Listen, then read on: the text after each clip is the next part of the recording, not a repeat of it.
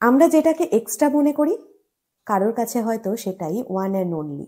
আর এই উদ্দেশ্যেই একজন মহান অভিজ্ঞতা সম্পন্ন মানুষ আমাদেরকে শিখিয়ে গেছিলেন, লিভ সিম্পলি সো আদার মে সিম্পলি লিভ। অর্থাৎ সহজভাবে বাঁচো যাতে অন্যরাও সহজভাবে বাঁচতে পারে। এই যেমন ধরো, আমরা যদি একটু কম খাই, একটু কম পড়ি, একটু কম জিনিস কিনি, তাহলে হয়তো আমরা অন্য কারোর উপকার করতে পারবো।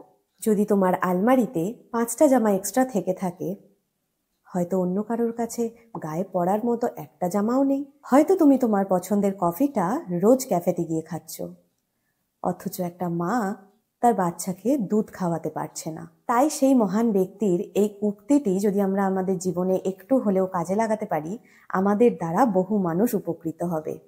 আর হ্যাঁ, এই কোটসটি কার লেখা তোমরা যদি জানো তাহলে কমেন্ট বক্সে অবশ্যই জানিও। ভিডিও ভালো লাগলে সাবস্ক্রাইব করতে ভুলো না।